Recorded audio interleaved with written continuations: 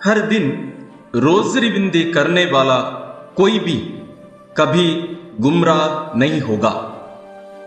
इस बयान को मैं खुशी खुशी अपने खून से हस्ताक्षर करूंगा। यह कहना है संत लुईस दे मॉन्टफोर्ट का। पवित्र रोजरी बिंदी कैथोलिक लोगों के लिए एक विशेष प्रार्थना मानी जाती है और अधिकतर लोग रोजरी बिंदी को अपनी विशेष प्रार्थना के रूप में लिया करते थे।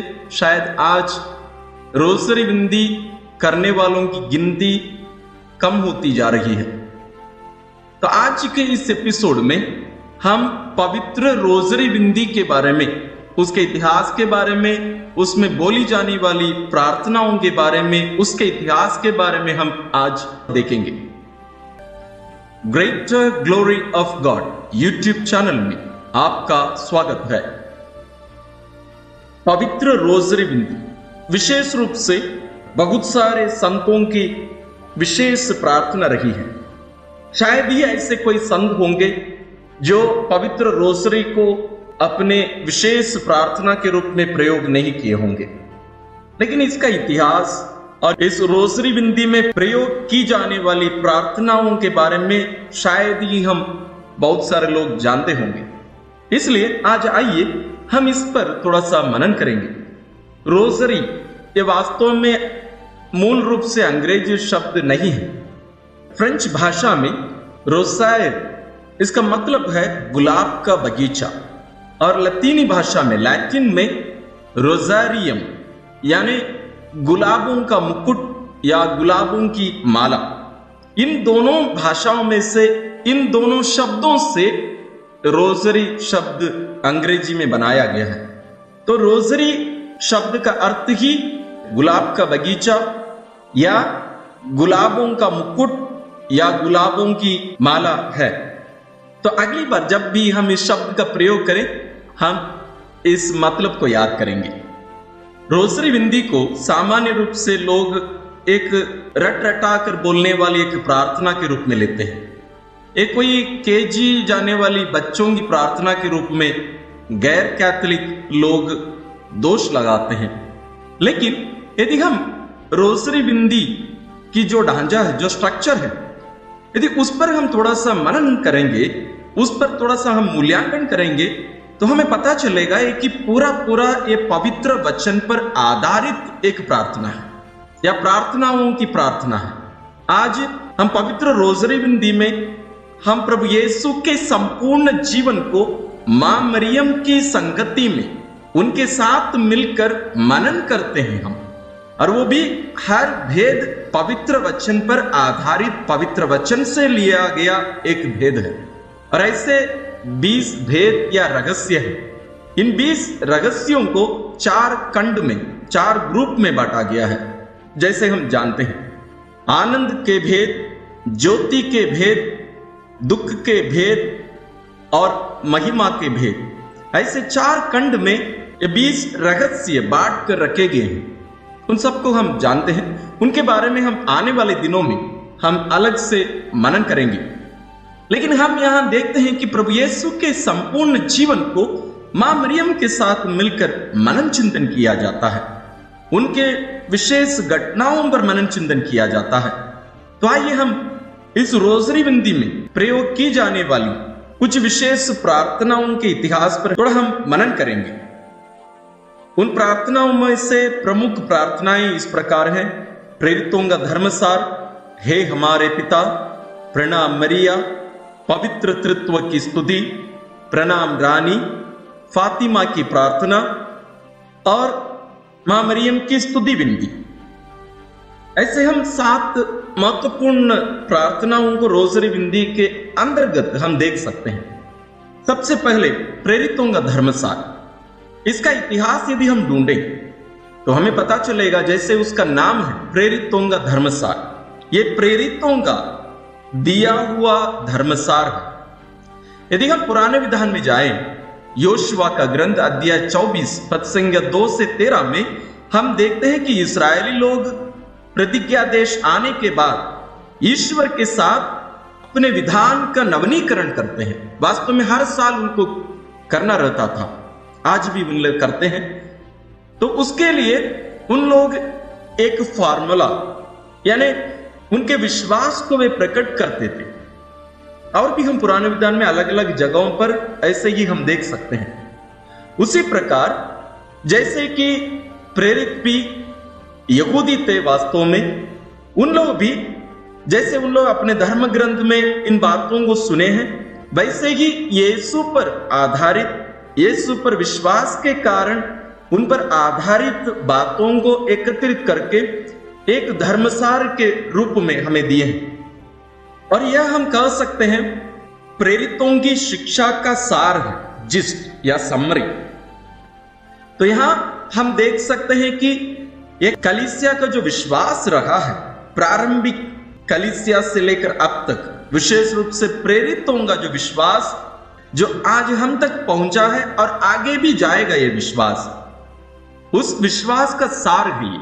तो हम रोजरी विंदी में हर बार जब हम रोजरी विंदी करते हैं, हम इस प्रार्थना को या हमारे इस विश्वास की हम घोषणा करते हैं और हम ये कहते हैं कि ये जो धर्मसार हम अभी कहे हैं वो हमारा विश्वास है, इसी कारण हम यहां एकत्रित हैं।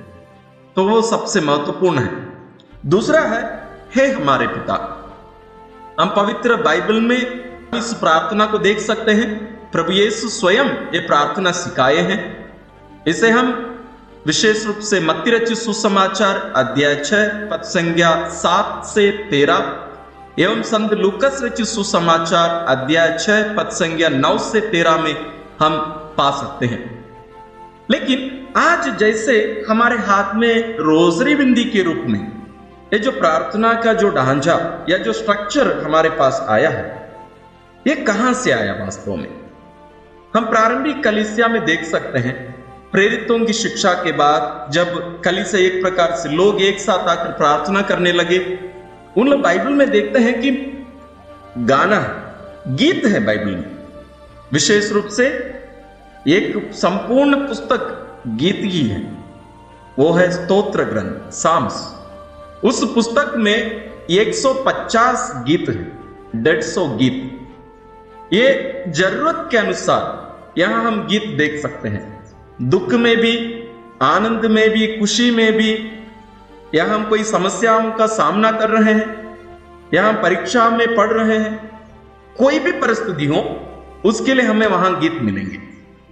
तो हम देखते हैं कि ऐसे ही प्रारंभिक कलीसिया में और धीरे धीरे जब मठ में लोग रहने लगे, उन लोग हे हमारे पिता प्रार्थना को 150 बार दोहराया करते थे। उनके लेखों में इसके बारे में हम पढ़ सकते हैं।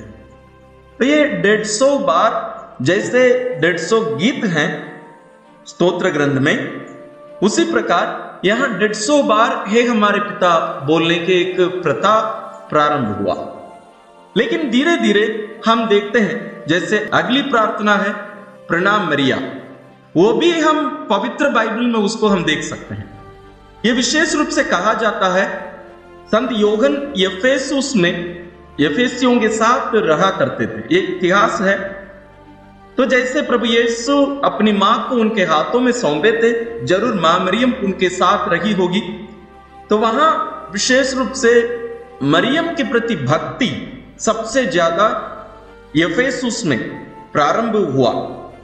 और इतिहास में हम ये भी देखते हैं, वहीं पर यफेसुस के महासभा में ही 431 में मां मरियम को ईश्वर की मां का, जो आज हम पूर्ण रूप से स्वीकार करते हैं बाइबल के आधार पर, वो प्रारंभिक कलीसिया में ही रहा। लेकिन यीशु के स्वभाव के बारे में, यीशु के बारे में बहुत सारी धारणाएं वहां रही।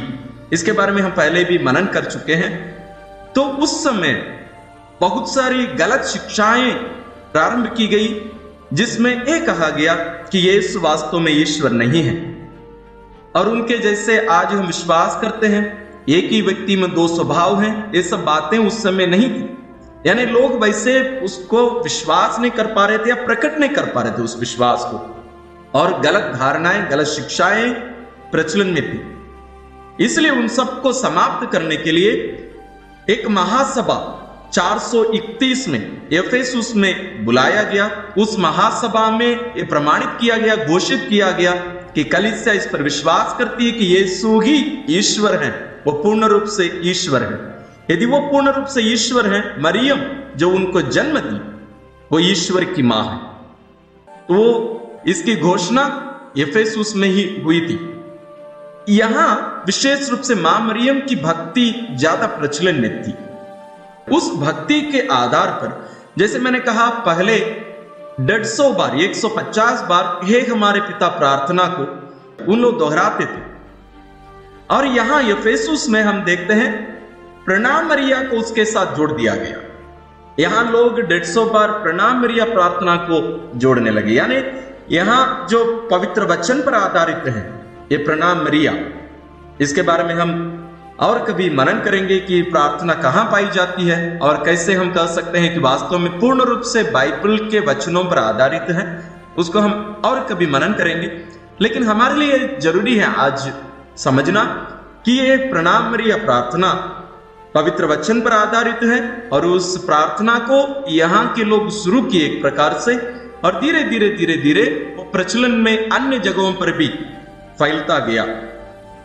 जहां हम आखिरी भाग जो हम प्रणाम मरिया प्रार्थना में देखते हैं, हमारे लिए प्रार्थना कर, यह इतिहास कहता है कि ये 8वीं सदी में ही यह आखिरी भाग जोड़ दिया गया। आज जैसे हम दुनिया में देख रहे हैं इस कोरोना महामारी को, उसी प्रकार उस समय भी एक महामारी आई, उसी समय लोग इस एक दो शब्द को, एक वाक्य को उसमें जोड़ दिए गए, लेकिन वो भी पवित्र वचन पर आधारित है। जैसे मैंने कहा और कभी हम इस प्रार्थना पर हम मनन करेंगे।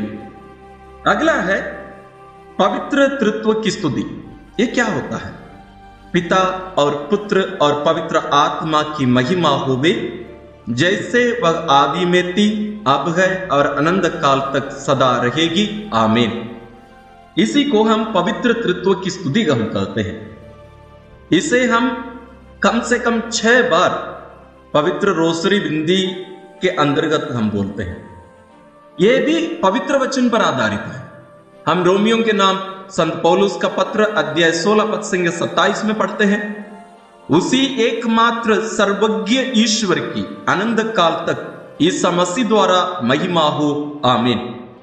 और भी हम अलग अलग जगहों पर इसके बारे में हम पढ़ सकते हैं। फिलिपियों के नाम संत पौलुस का पत्र अध्याय 4 पद संख्या 20, प्रकाशना ग्रंथ अध्याय 5 पद संख्या 13, और ऐसे ही हम अन्य जगहों पर भी हम इस प्रार्थना को हम देख सकते हैं, पवित्र तृत्व की महिमा। तो ये पूर्ण रूप से ईश्वर की महिमा के लिए, और जैसे मैंने कहा ये मां मरियम की संगति में उनके साथ मिलकर करने वाली एक प्रार्थना है। इसके बाद एक महत्वपूर्ण प्रार्थना जो पवित्र रोसरी बिंदी के अंतर्गत प्रयोग की जाती है वो है प्रणाम रानी। प्रणाम रानी प्रार्थना भी एक बहुत ही शक्तिशाली प्रार्थना मानी जाती है, और इसका इतिहास यदि हम देखें तो यह लगभग 11वीं सदी में एक मठवासी पुरोहित के द्वारा, फादर के द्वारा बनाई गई ये प्रार्थना है। और ये प्रार्थना इस सच्चाई को प्रकट करती है कि मां मरियम वास्तव में रानी है, क्योंकि उनका पुत्र प्रभु यीशु राजा है। तो जब कभी हम मां मरियम को रानी कहते हैं, उसका मतलब है कि हम ये कह रहे हैं कि उनका बेटा प्रभु यीशु राजा है। हम राजाओं के पहला ग्रंथ अध्याय 2 पद संख्या 13 से 18, सामुएल का दूसरा ग्रंथ अध्याय 7 पद संख्या 16, संत लूकास रचित सुसमाचार अध्याय 1 पद संख्या 32 और 37 और अन्य जगहों पर भी हम देख सकते हैं कि राजा दाऊद का पुत्र जो भविष्य में इस पृथ्वी पर जन्म लेगा वही अनंत काल तक राज्य करेगा। ये ईश्वर की भविष्यवाणी थी। इसको हम अंग्रेजी में डेविडिक कवनेंट कहते हैं। ईश्वर का दाऊद के साथ विधान, इस विधान के आधार पर हम देखते हैं कि प्रभु यीशु राजा है। और हम पुराने विधान में जैसे देखते हैं, विशेष रूप से राजा दाऊद की पत्नी बत्शबा जो कि सुलेमान राजा की मां है, उनके साथ जो संबंध या उनको जो अधिकार दिया जाता, उसके आधार पर हम देखते हैं कि मां मरियम जो प्रभु यीशु की मां है, प्रभु यीशु जो राजा दाऊद का पुत्र है, तो वो भी एक पुराने विधान में जो बातें हैं हम देखते हैं वो एक पूर्वाभास है। इसके बारे में हम पवित्र बाइबल में मरियम नामक एक वीडियो बनाए हैं, उसमें विस्तार रूप से इन बातों में हम चर्चा किए हैं। आप जरूर उस वीडियो को देखिए, इस बात को और आप गहरे रूप से समझ पाएंगे। और एक महत्वपूर्ण प्रार्थना जो पवित्र रोसरी बिंदी के अंतर्गत प्रयोग की जाती है वो है फातिमा की प्रार्थना। ये फातिमा की प्रार्थना कौन सी है? मां मरियम 13 मई से लेकर 13 अक्टूबर 1917 के अंतराल में 6 बार मां मरियम 3 बच्चों को दिखाई दी थी फातिमा में, और वहां मां मरियम उन बच्चों को यह प्रार्थना उन्हें दी थी। कौन सी प्रार्थना है? हम हर भेद के बाद, हर रहस्य के बाद इस प्रार्थना का हम प्रयोग करते हैं। ये कौन सी प्रार्थना है? हे मेरे यीशु, हमारे सब पापों को क्षमा कीजिए, हमें नरक की अग्नि से बचाइए और सब आत्माओं को, पर विशेषकर उनको जो आपकी दया की जरूरत में है, स्वर्ग में पहुंचाइए। आमीन। यह प्रार्थना फातिमा की प्रार्थना है, जिसे मां मरियम फातिमा में जब दर्शन दी थी उन 3 बच्चों को दी। आपको ज्ञात होगा 2002 तक पहले केवल 3 खंड में या 3 ग्रुप में ही 15 भेद थे, लेकिन और एक खंड, एक और एक ग्रुप जोड़ दिया गया, ज्योति का भेद।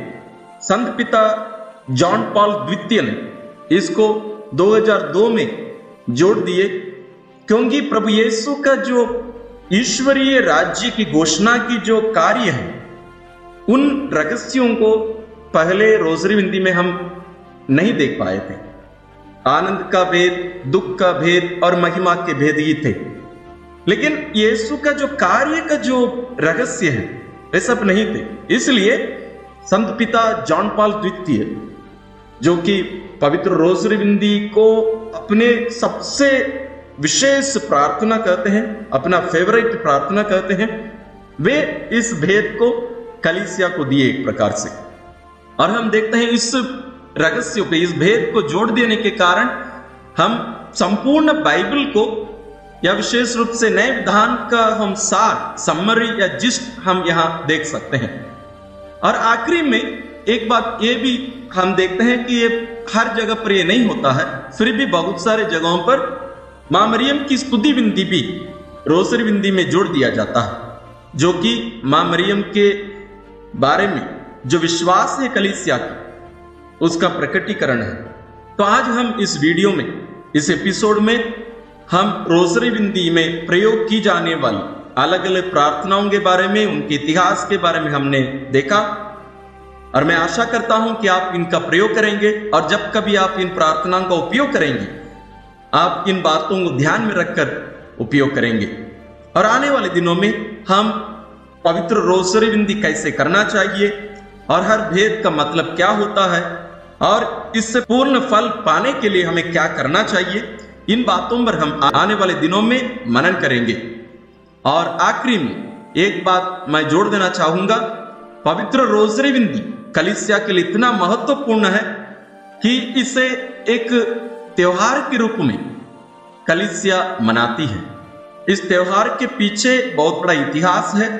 उस इतिहास के कारण पवित्र रोसरी त्योहार अक्टूबर 7 तारीख को विश्व भर में मनाया जाता है, और अक्टूबर महीने को रोसरी महीने के रूप में कलीसिया मनाती है और अपनी संतानों से आह्वान करती है कि हम सब पवित्र रोसरी बिंदी को मां मरियम के साथ मिलकर प्रभु यीशु के जीवन पर मनन करते हुए हम यीशु जैसे बनने में इस प्रार्थना का उपयोग हम अपने जीवन में करें।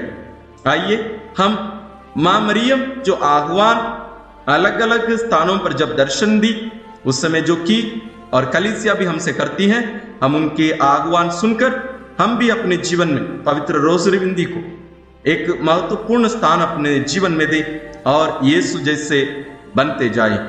ईश्वर आप सबों को आशीर्वाद प्रदान करें।